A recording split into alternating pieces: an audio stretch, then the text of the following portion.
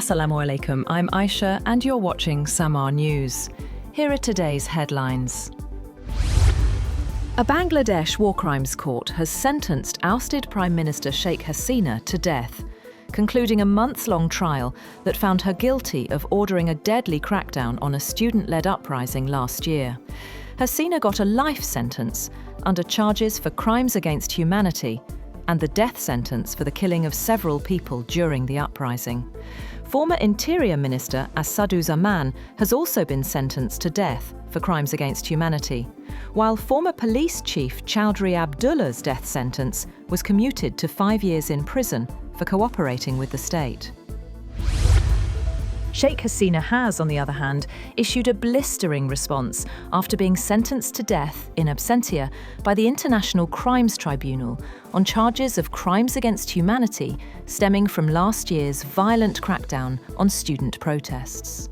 Minutes after the ICT announced its verdict, Hasina released a strongly worded statement rejecting all charges and condemning the ruling as the product of an unelected government with no democratic mandate.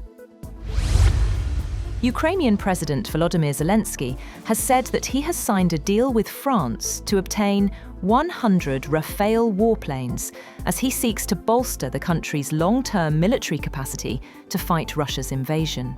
Zelensky is visiting Paris for talks with President Emmanuel Macron at a time when heavy Russian drone and missile attacks on Ukraine have increased in recent weeks, and Moscow has reported ground advances in the southeastern Zaporizhia region.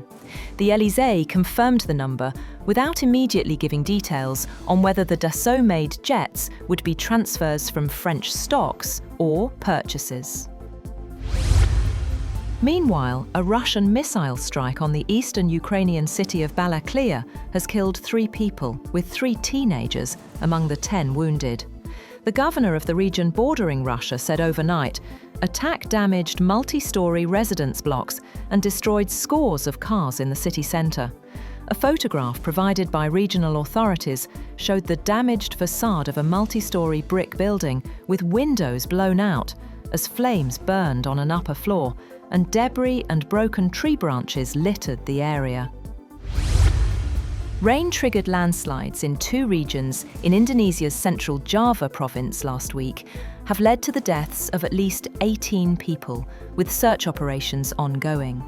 A landslide in the city of Cilacap last week buried a dozen houses in Cibonying village. Search and rescue efforts have been challenging as people were buried 3 to 8 meters deep. The Cilacap landslide has killed at least 16 people, with 7 missing. Footage from news channels show excavators deployed to dig through dirt in Cilacap.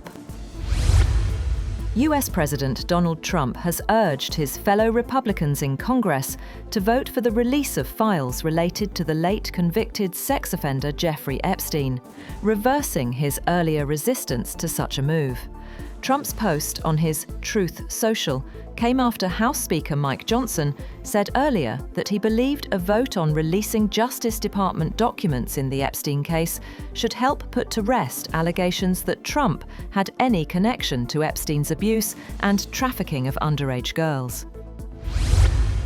Indian agricultural exporters are among the winners from US President Donald Trump's exemption of dozens of food items from his reciprocal tariffs regime, which some analysts say could help to revive lost demand.